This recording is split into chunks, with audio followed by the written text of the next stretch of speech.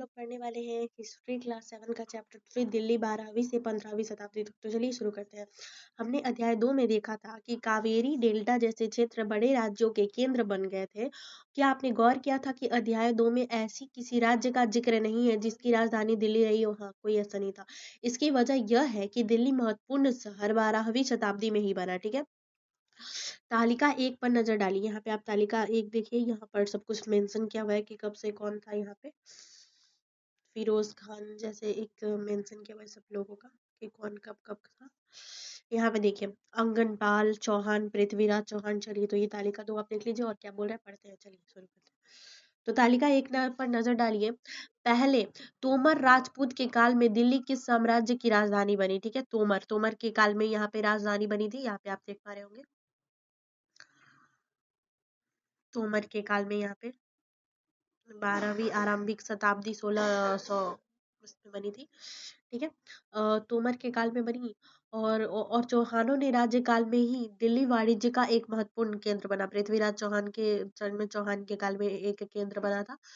इस शहर में बहुत सारे समृद्धशाली जैन व्यापारी रहते थे जिन्होंने अनेक मंदिरों का निर्माण करवाया, जहां दिल्ली वाले कहे जाने पर भी सिक्के भी ढाले जाते थे, काफी प्रचलन में थे। 13वीं सदी के आरंभ में दिल्ली सल्तनत की स्थापना हुई। इसके साथ दिल्ली एक ऐसी राजधानी बदल गई जिसका नियंत्रण इस उपमहाद्वीप के बहुत बड़े क्षेत्र पर फैल गया। तालिका 1 पर फिर से नजर डालिए और उन 5 वंशों की पहचान कीजिए जिनसे मिलकर दिल्ली की सल्तनत बनी। इस इलाके को आज हम दिल्ली के नाम से जानते हैं।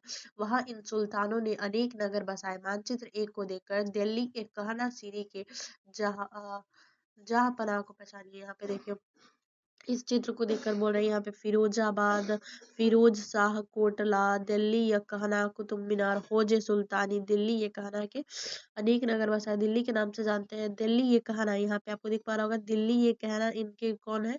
हौजे सुल्तानी। ठीक है, तो तुगलकबाद, आलियाबाद, हौज खास, सौरी, पुराना मार्ग, ये यमुना मार्ग है, फिरोज शाह कटोला।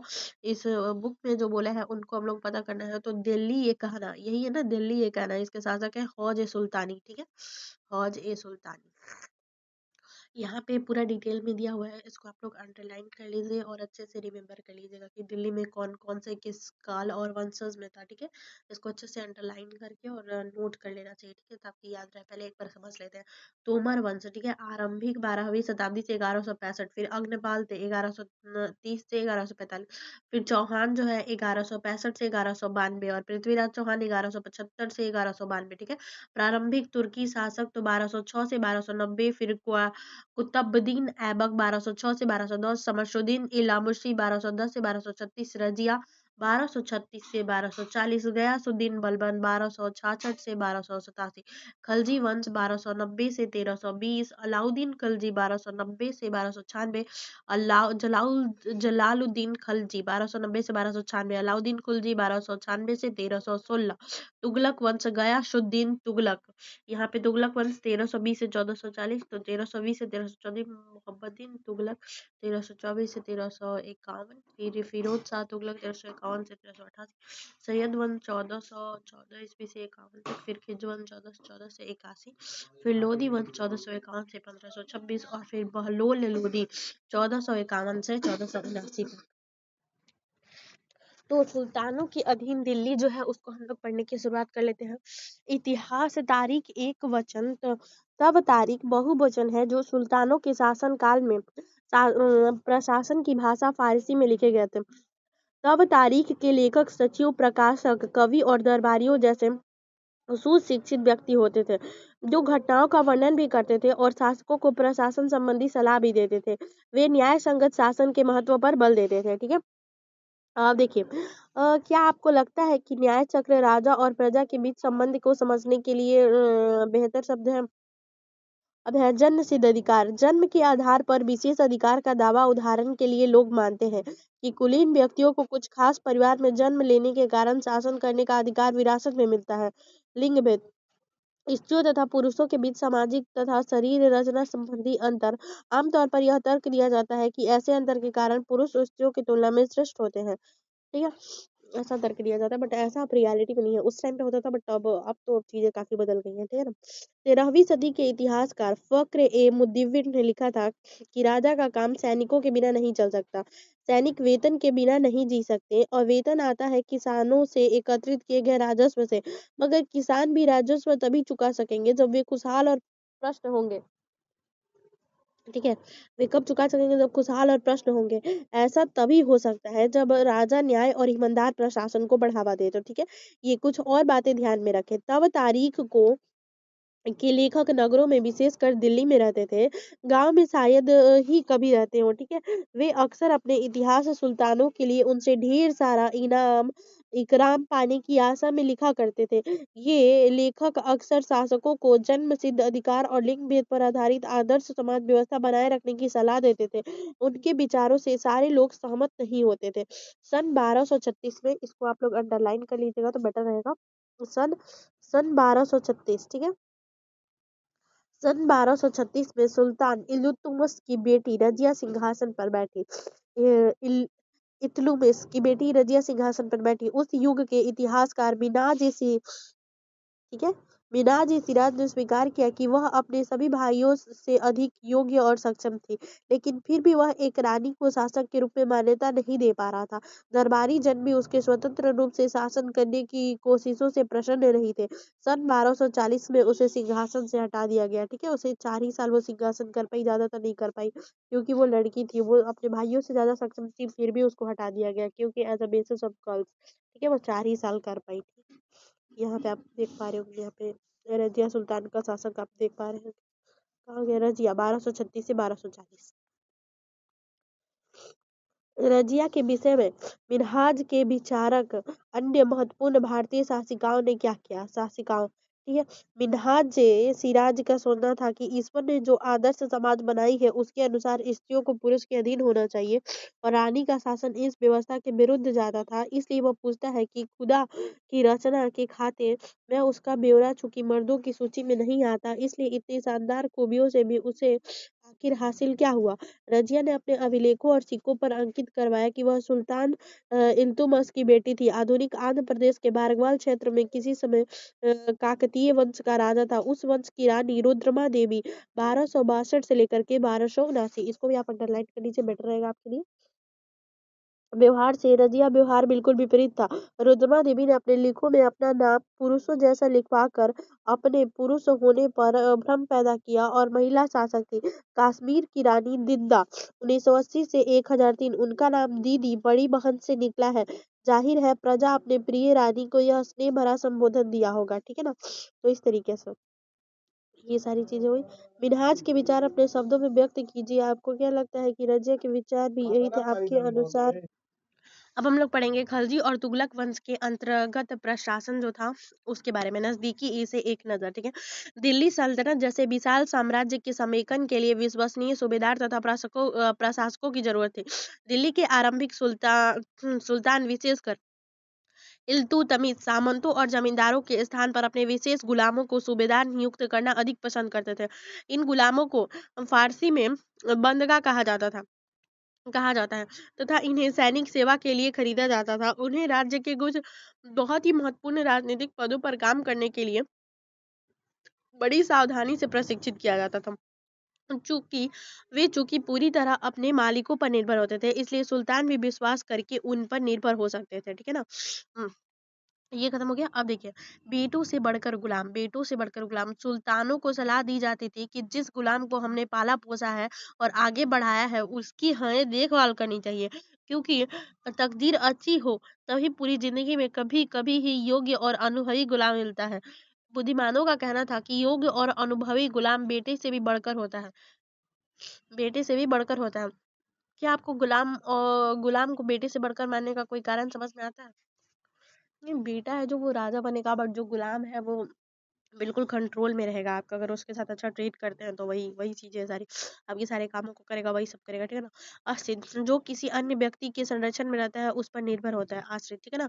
खलजी तथा तुगलक शासक बंधकों का इस्तेमाल करते थे, साथ ही अपने अपने पर आश्रित निम्न वर्ग के लोगों को भी उच्च राजनीतिक पदों पर बैठाते रहे।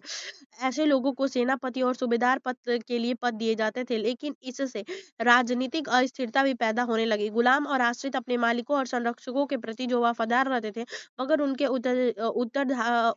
उत्तराधिकारियों के प्रति नहीं। सुल्तानों के अपने नौकर होते थे। फलस्वरूप किसी नए शासक के सिंहासन पर बैठते ही प्रायः नए और पुराने सरदारों के बीच टकराहट शुरू हो जाती थी। सुल्तानों द्वारा निचले तबके के लोगों को संरक्षण दिए जाने के कारण उच्च वर्ग के कई लोगों को गहरा धक्का भी लगता था, और फारसी तावारीख के लेखकों ने निचले खानदान के लोगों को ऊंचे पद पर बैठाने के लिए दिल्ली के सुल्तानों की आलोचना भी की है, ठीक है? अब बात करते हैं सुल्तान मोहम्मद तुगलक के अधिकार रीजन के बारे में, ठीक है? सुल्तान मोहम्मद तुगलक ने अजीज कुमार नामक कल्लाल, ये सब नाम जो है इसको थोड़ा सा याद कर लीजिएगा। सुल्तान तुगलक के अजीज कुमार नामक कलाल शराब बनाने और बेचने वाले फिरोजी नामक कई मलका तबाक बावर्ची लड्ढा और पीरा नामक मालियों के उच्च प्रशासनिक पदों पर बैठाया था, ठीक है?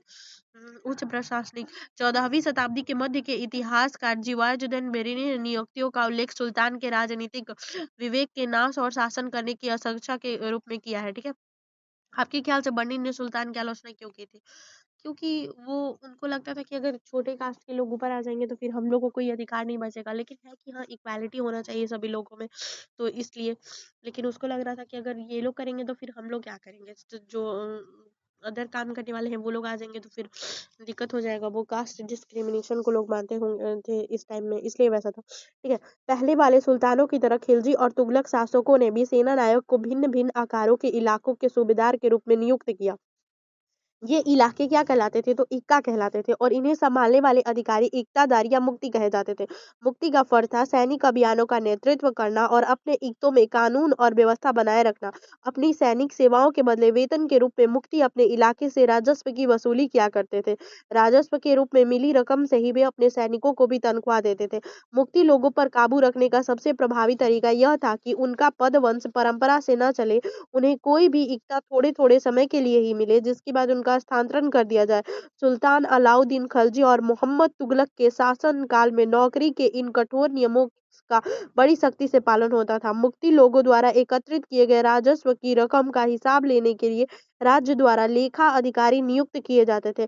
इस बात का ध्यान रखा जाता था कि मुक्ति राज्य द्वारा निर्धारित कर ही वसूले और तय संख्या के अनुसार सैनिक रखे। जब दिल्ली के सुल्तान शहरों से दूर आंतरिक इलाकों में भी अपने अधिकारी में ले आए तो उन्होंने भूमि के स्वामी सामंतों और अमीर जमींदारों को भी अपनी सत्ता के आगे झुकने को बाध्य कर दिया। अलाउद्दीन खिलजी के शासन काल में भू राजस्व के निर्धारण और वसूली कार्य को राज अपने नियंत्रण में ले आया। स्थानीय सीमांतों से कर लगाने का अधिकार छीन लिया गया, बल्कि स्वयं भी उन्हें भी कर चुकाने को बाध्य किया गया। सुल्तान के प्रशासकों ने जमीन की पैमाइश की और इसका हिसाब बड़ी सावधानी से रखा।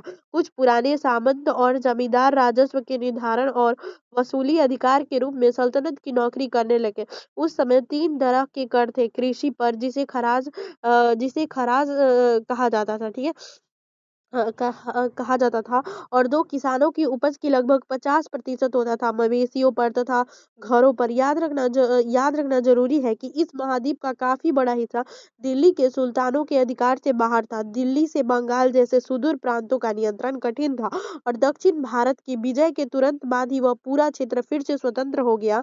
यहाँ तक कि गंगा के मैदानी इलाके भी घने जंगल वाले क्षेत्र ऐसे थे जिसमें बैठने के सुल्तान की सेनाएं अक्षम थी। स्थानीय सरदार ने इन क्षेत्रों में अपना शासन जमा लिया। अलाउद्दीन खिलजी और मोहम्मद इन तुगलक ने इन इलाकों पर जोर जबरदस्ती अपना अधिकार जमा तो लेते थे, पर वह अधिकार कुछ ही समय तक रह पाता था, ठीक है? अब ये देखिए यहाँ का एक इम्पोर्टेंट है, यहाँ इसको इसको आप अच्छे से कर लीजिएगा अंडरलाइन, और जो भी करना है। इस काल के खराज, ठीक है? इस काल के खराज के अलावा कुछ अन्य कर भी लगाए गए थे। खुम्मस, युद्ध में लूटे गए माल पर लगाने वाला कर, युद्ध में जो माल लूटा था उसपे। इस धन का 1/5 सुल्तान एवं 4/5 सैनिकों का होता था, ठीक है? जकात, यह एक धार्मिक कर था जो मुस्लिमों की आय का 2.5% यानी कि 1/4 40वां भाग था। लोकप्रिय मतों के अनुसार इसका आरंभ पैगंबर के द्वारा किया गया था। इसे सभी मुस्लिमों के लिए अनिवार्य कर दिया गया था। सल्तनत एवं मुगल काल में व्यापारियों के आयात निर्यात पर 2.5% ज़कात वसूला जाता था। जजिया यह गैर मुस्लिमों से लिए जाने वाला कर था जो उन्हें जिम्मी या संरक्षित नागरिक का दर्जा प्रदान करता था। ठीक है। करता था। और सल्तनत काल में इसकी वसूली खराज के साथ होती थी, की जाती थी। किंतु फिरोज शाह तुगलक ने जजिया को एक अलग कर के रूप में संग्रहित किया। स्रोत यूने इसको भी अंडरलाइन कर लीजिए। स्रोत यूने डे 1959। स्रोत क्या है? U N Day 1959 administrative system of the Delhi Sultanate, Kitab Mahal प्रकाशन, इलाहाबाद में इसकी जानकारी मिलती है। U N Day 1959 administrative system of the Delhi Sultanate, किताब जो है महल प्रकाशन, इलाहाबाद में इसकी जानकारी हम लोगों को मिलती है डिटेल में। ठीक है। तो यहाँ पे खत्म होता है। चलिए, ये भी हो गया। अब सरदार और उनकी किलेबंदी के बारे में हम लोग जानेंगे कि सरदार और उनकी किलेबंदी क्या। तो चलिए शुरू करते हैं। सरदार और उनके किलेबंदी। अफ्रीकी देश मोरक्को से 14वीं शताब्दी में भारत आए यात्री इब्न बतूता ने बतलाया है कि सरदार कभी कभी चट्टान, उबड़ खाबड़ पहाड़ी इलाकों में किले बनाकर रहते थे और कभी कभी बांस के झरमुट्टों में। भारत में बांस पोला नहीं होता था, यह बहुत बड़ा होता। इसके अलग अलग हिस्से आपस में इस तरह गुथे हुए थे कि उन पर आग का भी असर नहीं होता और वे कुल मिलाकर बहुत ही मजबूत होते थे। सरदार इन जंगलों में रहते थे और इनके लिए किले की प्राचीर का काम देते थे। इस दीवार के घेरों में उनकी मवेशी और फिर फसल रहते थे। अंदर ही पानी भी उपलब्ध रहता था, अर्थात वहां एकत्रित हुआ वर्षा का जल। इसलिए उन्हें प्रबल बलशाली सेनाओं के बिना हराया नहीं जा सकता। ये सेनाएं जंगल में घुसकर खास तौर से तैयार किए गए औजारों को, बांसों को काट डालती और सरदारों की रक्षा व्यवस्था का वर्णन कीजिए कि किस तरीके से सरदारों का जो रक्षा व्यवस्था था उसका वर्णन है। ठीक है।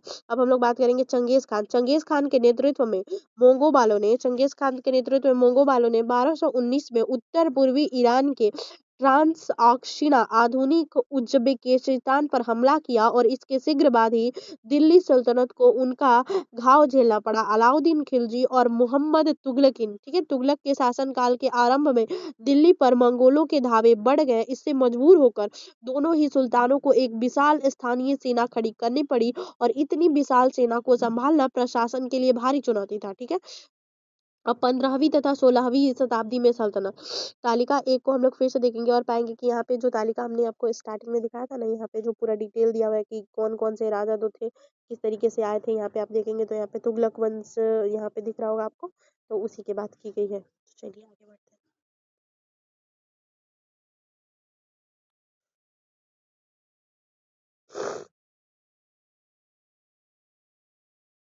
ठीक है। तुगलक वंश के बाद 1526 तथा दिल्ली तथा आगरा के सैयद पर लोधी वंश का राज्य था। तब तक जौनपुर, बंगाल, मालवा, गुजरात, राजस्थान, पूरे दक्षिण भारत में स्वतंत्र रूप से उठ करके खड़े हुए थे। यहाँ पे आप देख पा रहे होंगे पूरी राजधानी समृद्ध थी, फले फूले रहे थे और इसी काल में अफगान तथा राजपूतों जैसे नए शासक भी उभरे। इस काल में स्थापित राज्यों में से कुछ छोटे तो थे पर शक्तिशाली थे। उनका शासन बहुत ही कुशल और सुव्यवस्थित तरीके से चल रहा था। शेर शाह सूरी ने 1540 से 1545 ने बिहार में अपने चाचा के एक छोटे से इलाके के प्रबंधक के रूप में काम शुरू किया और आगे चलकर उसने इतनी उन्नति की कि मुगल सम्राट हुमायूं 1530 से 1540, 1555 से 56 तक को चुनौती दे दी और परास्त किया। शेर शाह ने दिल्ली पर अधिकार करके स्वयं अपना राजवंश स्थापित किया। सूरवंश ने केवल 15 वर्ष 1540 से 45 तक शासन किया, लेकिन इसके प्रशासन ने अलाउद्दीन खिलजी वाले कई तरीकों को अपनाकर उन्हें भी चुस्त बना दिया। महान सम्राट अकबर 1556 से लेकर के यहाँ पे 1556 छप्पन से 605 में जब मुगल साम्राज्य को समेकित किया तो उसने अपने प्रतिमान के रूप में शेर शाह की प्रशासन व्यवस्था को ही अपनाया था। ठीक है। अब ये हमारा जो चैप्टर है वो खत्म हो गया और सारी चर्चाएं भी हमने कर ली है। अब इसका कुछ है क्वेश्चन, अगर आप अलाउ क्वेश्चन है तो देख लीजिए। आप अलाउद्दीन खिलजी या मोहम्मद तुगलक के शासन काल में एक किसान है और आप सुल्तान द्वारा लगाया गया कर नहीं चुका सकते तो आप क्या करेंगे? तो हम जाएंगे राजा से मिलेंगे, बोलेंगे कि देखिए हमारी आमदनी उतनी नहीं हुई है, तो कृपया कर आप हमारे कर को क्षमा करें, माफ करें। ठीक है ना, ये सारी चीजें बात करेंगे। ठीक है। दिल्ली में सबसे पहले किसने राजधानी स्थापित की थी? तो यहाँ पे हमने पढ़ा था दिल्ली में सबसे पहले किसने राजधानी स्थापित की थी। तो दिल्ली में सबसे पहले राजधानी स्थापित कौन किया था भाई? देखते हैं, दिल्ली में सबसे पहले राजनामे से तोमर ने तोमर लोगों ने किया था आंगनपाल, जो इनका नाम था 1329 से लेकर के 1345 तक, ठीक है। तो चैप्टर आपने पढ़ लिया, यहाँ पे क्वेश्चन आंसर है, इसको कर लीजिएगा। दिल्ली के सुल्तानों के शासनकाल की प्रशासना की भाषा क्या थी? प्रशासन की भाषा उर्दू। तो किसके शासन के दौरान सल्तनत का सबसे अधिक विस्तार हुआ? और इत्तुब किस देश से भारत में आया था? और ये सारे क्वेश्चन है, सारे कर लीजिएगा, विचार करें, सब है। तो कैसा लगा आपको चैप्टर? अगले वीडियो में हम लोग पढ़ेंगे कौन सा चैप्टर? अगले वीडियो में हम लोग को चैप्टर ये 3 था, चैप्टर 4 को पढ़ेंगे। Like share and subscribe. Thank you.